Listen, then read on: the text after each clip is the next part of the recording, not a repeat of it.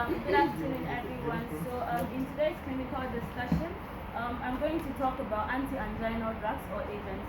So, first of all, we're going to define angina. So, angina or angina pectoris, it is also known as chest pain or ischemic chest pain. So, angina is a type of chest pain that is caused due to the decreased blood flow to the heart. And coming to the signs and symptoms of angina, so we have a patient who is presenting with angina is going to present with chest pain, either in the chest, the neck, or the jaw area.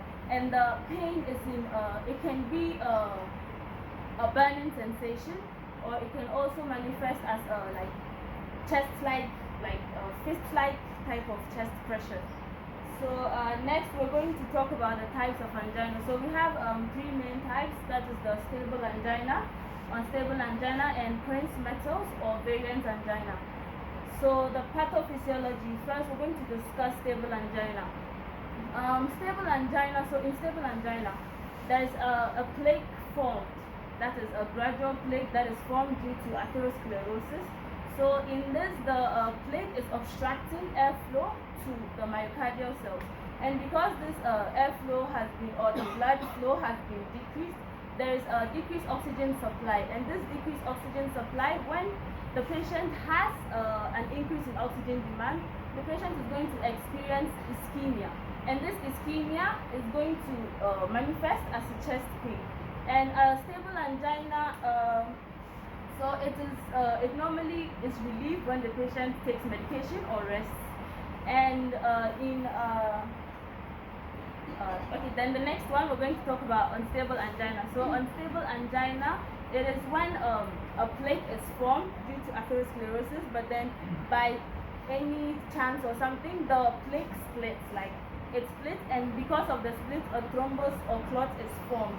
And due to this, the oxygen supply is also affected or decreased, and due to the decrease in the oxygen supply, oxygen to the cell is it's minimal. So because of that, when there is an oxygen demand, it causes, like ischemia is angina is basically caused when there's an imbalance between oxygen supply and oxygen demand. And in the pathophysiology of both stable and unstable angina, that imbalance is present, and because of that imbalance, the patient experiences ischemia and angina. And in stable angina, it's also known as exertional angina, because it can occur when the patient performs physical activities or like has emotional stress or triggers. But unstable angina, it even occurs at rest.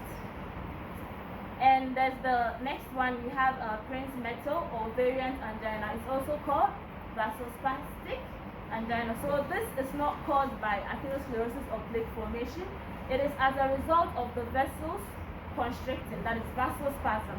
So this vasospasm, it's normally sudden and it is reversible, but due to the vasospasm, oxygen supply is decreased, and due to the decrease in the oxygen supply, when there's an increased need of oxygen, you're going to experience ischemia. And it normally occurs in young females and people who use certain hard drugs also. And it can occur both when you're at rest and when you're active.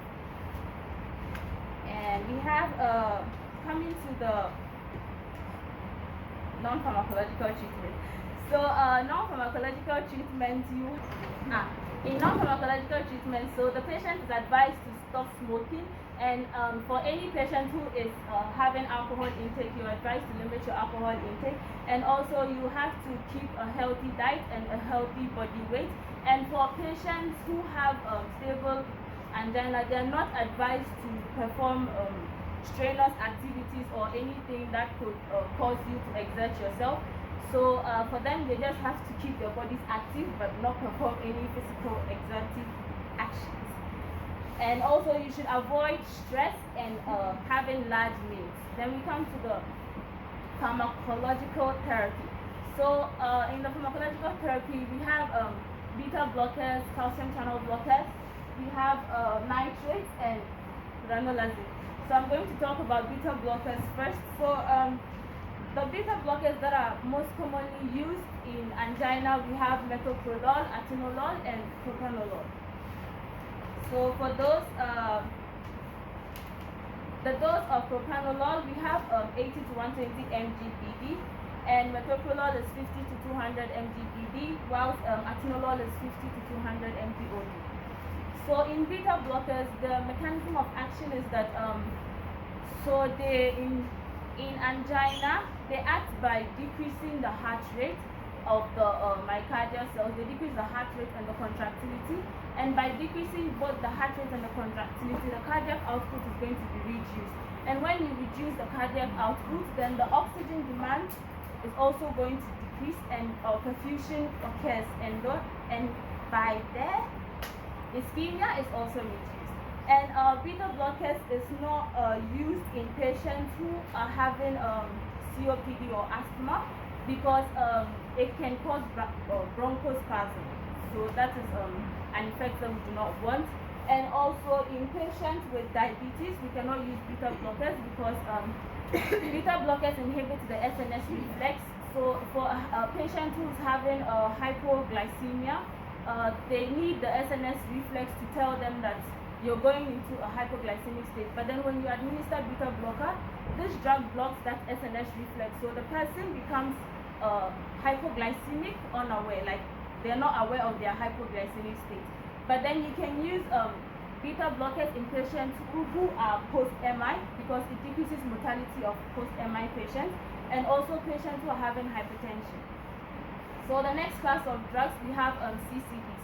So CCBs, calcium channel blockers. There are two main types of calcium channel blockers. We have the dihydropyridines and then the non-dihydropyridines. So for dihydropyridines, we have nifedipine, amlodipine, and then for non-dihydropyridines, we have verapamil and diltiazem. So coming to the mechanism of these, I'm going to talk about the doses later. So coming to the mechanism, so in CCB, for non-dihydropyridines, so they inhibit or they decrease the heart rate and the contractility, which also results in the decrease in cardiac work. And when cardiac work is decreased, oxygen consumption is also decreased. And due to the decrease in oxygen consumption, oxygen demand also decreases. So coming to dihydropyridines. So dihydropyridines, they mainly show their effect in arterial smooth muscle cells. So in those ones, they prevent calcium from being released. So if the calcium is inhibited, the contraction of the smooth muscle cell is also inhibited, which promotes or enhances vasodilation. So this vasodilation reduces afterload. It reduces left ventricular work, which also reduces oxygen demand and oxygen consumption. Coming to the side effects associated. So side effects in DHPs, we have reflex tachycardia and headaches. And for CCBs, we cannot use them in patients who are post-MI, because it increases the mortality rate of post-MI patients. And also it can be, but CCBs can be used in patients who have diabetes mellitus, COPD, asthma, and hypertension.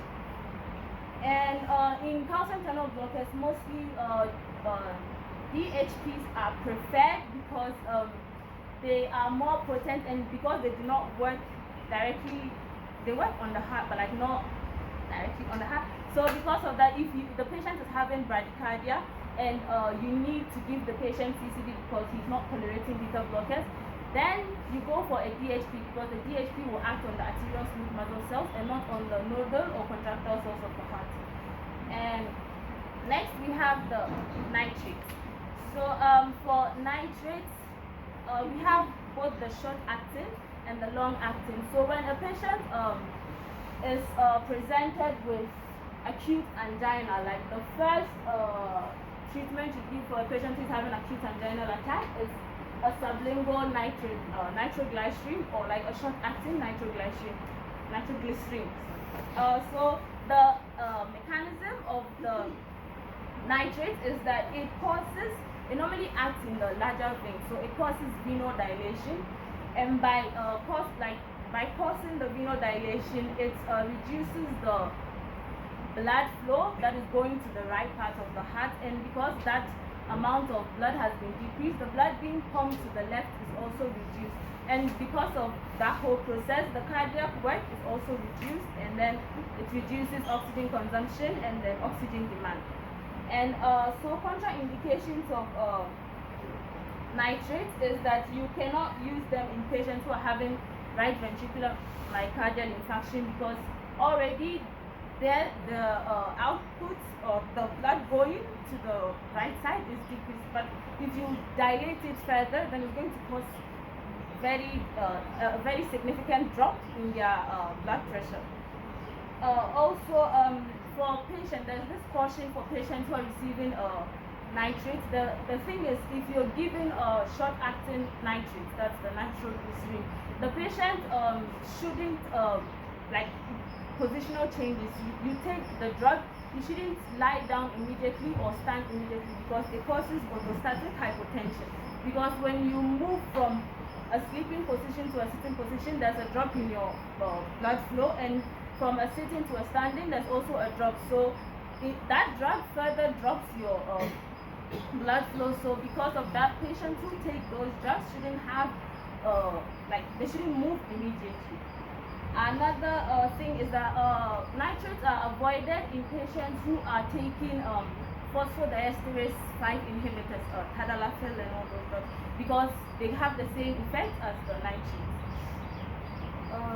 Next, okay, so the nitrates, we have the short-acting and the long-acting. So the long-acting, we have the isosulfide mononitrates and the isosulfide dinitrates. So comparing both of them, the isosulfide mononitrate has an increased duration of action than the isosulfide dinitrate, but then in our field here, we see more isosulfide dinitrate than the mononitrate.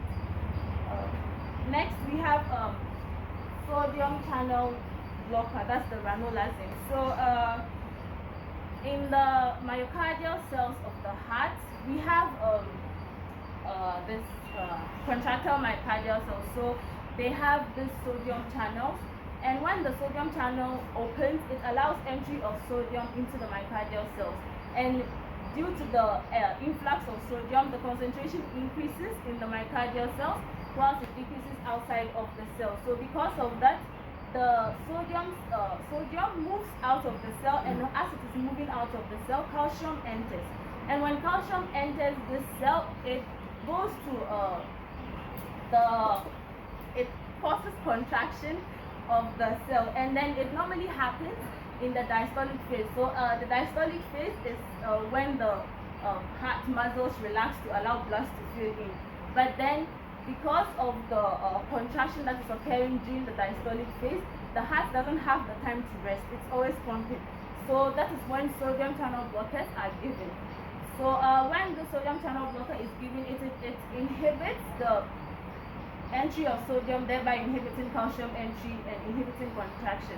So by inhibiting contraction, it decreases the contraction of the myocardium, it decreases diastolic wall tension, and it also decreases microvascular compression, which will increase the oxygen delivery to the myocardial cells. Then also one thing about ranolazine is that it has a lot of drug-drug interactions, so it is used as the last line of drug.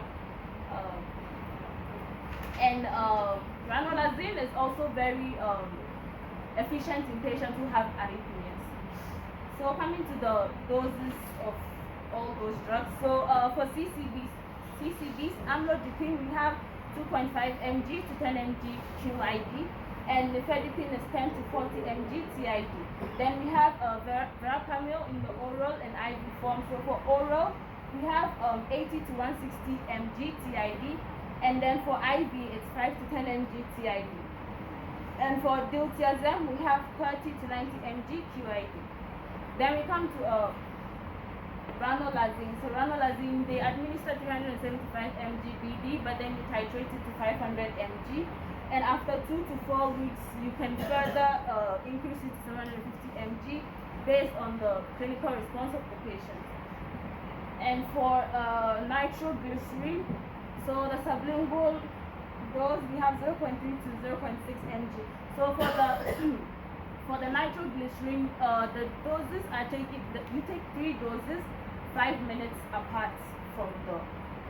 And one thing about nitrates too, I forgot to tell. Nitrates, people, you can develop tolerance to nitrates because in the process, in the nitrate process, there's this thing called guanylyl cyclase. When it is stimulated so many times, it becomes desensitized to the nitrate. So because of that, there's this 10 to 12 hour nitrate-free period when you're taking nitrates. So in order to prevent the tolerance, after taking the drug, you require a 10 to 12 hour interval, especially in the long-acting nitrates. And yeah, so the treatment algorithm. So a patient presents with angina. The first thing we do is we give the patient a sublingual nitroglycerin, and for prophylaxis we give beta blockers. But in patients with diabetes mellitus or COPD asthma, we avoid this and we go to either nitrates or CCTs. That's what we call refractory. Refractory angina is when the patient cannot tolerate beta blockers. So and ranolazine, if either of them is not working, then the last line of option, or you can use it as an add-on also, that would be ranolazine. And coming to the side effects. So for